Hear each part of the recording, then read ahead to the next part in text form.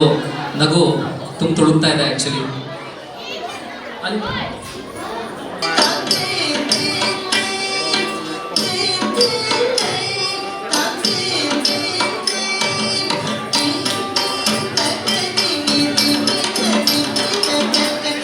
ಅಧ್ಯಕ್ಷ ವಿದ್ಯಾರ್ಥಿ ಬಳಗ ಸಿದ್ಧಿ ಕಲಾ ಸಿದ್ಧಿ ಸಮರ್ಪಣಾ 2025 ಉದ್ಘಾಟನಾ ಸಮಾರಂಭ ಮಕ್ಕಳ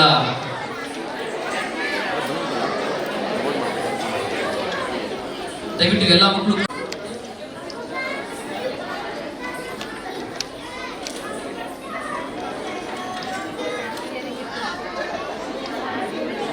ಸರಿ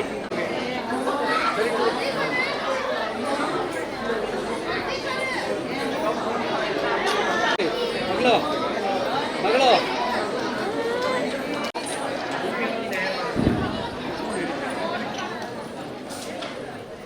ಸರ್, ಇವತ್ತು ಕಾರ್ಯಕ್ರಮ ನಮ್ಮ ಭಾರತ ಮೇಯ್ನಾಗಿ ನಮ್ಮ ಭಾರತ ಸಂಸ್ಕೃತಿಯನ್ನು ಉಳಿಸೋವಂಥ ಬೆಳೆಸೋವಂಥ ಒಂದು ನಮ್ಮ ರೂಟ್ ಅಂತೇನಿದೆ ಕಲ್ಚರ್.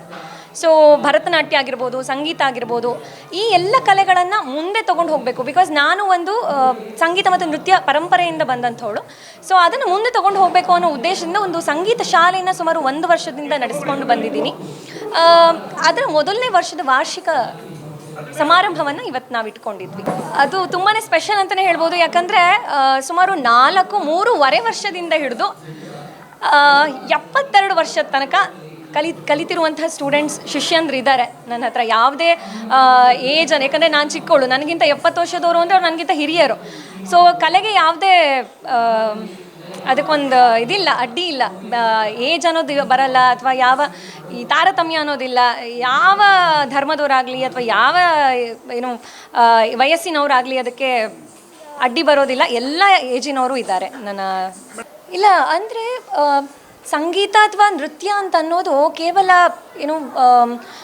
ಈಗ ನಾವು ಟ್ರೆಂಡ್ ಅಂತ ಕೆಲವೊಮ್ಮೆ ಕರೀತಾರೆ. ಸೊ ಇಲ್ಲ, ನಾನು ಎಲ್ಲೋ ಒಂದು ಕಡೆ ಹಾಡಬೇಕು, ಎಲ್ಲೋ ಒಂದು ಟಿ ವಿಲಿ ನಾನು ಒಂದ್ಸಲ ನನ್ನ ಮಕ್ಕಳು ಹಾಡ್ಬಿಡ್ಬೇಕು ಅಥವಾ ಜಗಮಗಿಸ್ಬಿಡ್ಬೇಕು ಒಂದು ಸ್ಟೇಜ್ನಲ್ಲಿ ಅನ್ನೋ ಒಂದು ಕಾನ್ಸೆಪ್ಟಲ್ಲಿ ಬರ್ತಾ ಇದ್ದಾರೆ.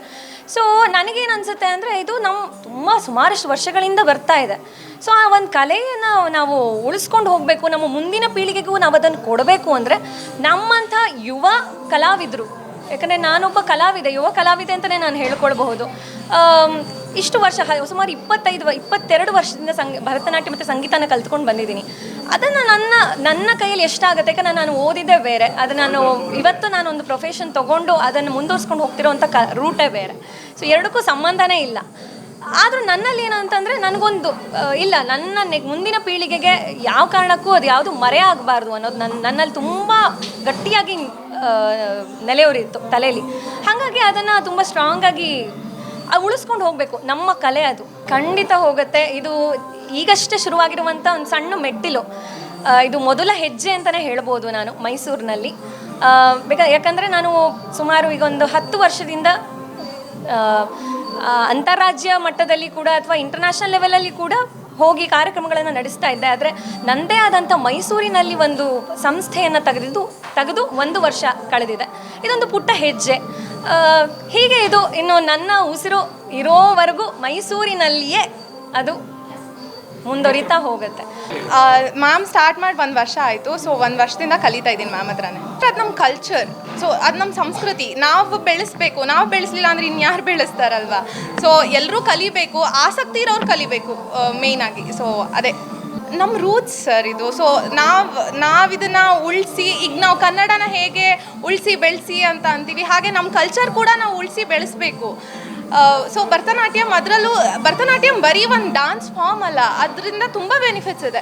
ಲೈಕ್ ಹೆಲ್ತ್ ವೈಸ್ ಕೂಡ ತುಂಬ ಬೆನಿಫಿಟ್ಸ್ ಇದೆ. ಸೊ ಅದನ್ನು ಕಲಿಬೇಕು, ಅದ್ರಲ್ಲಿ ಮುಂದೆ ಬರಬೇಕು. ಸೊ ಈಗ ಅದು ಕಮ್ಮಿ ಆಗ್ತಿರ್ಬೋದೇನೋ, ನನಗೆ ಅದ್ರ ಬಗ್ಗೆ ಗೊತ್ತಿಲ್ಲ. ಸೊ ಅದನ್ನು ಉಳಿಸಿ ಬೆಳೆಸಬೇಕು ಸರ್. ಹೆಲ್ತ್ ಬೆನಿಫಿಟ್ಸ್ ಅದರಿಂದ ತುಂಬ ಇದೆ ಸರ್. ಸೊ ನಮ್ಗೆ ಬಾಡಿಗೆ ಎಕ್ಸಸೈಸ್ ಆಗುತ್ತೆ. ಈಗ ನೀವೇ ನೋಡಿದ್ದೀರಾ ಎಷ್ಟೊಂದು ಕಾರ್ಡಿಯಾಕ್ ಅರೆಸ್ಟು, ಹಾರ್ಟ್ ಅಟ್ಯಾಕು ಏನೇನೋ ಆಗ್ತಿದೆ.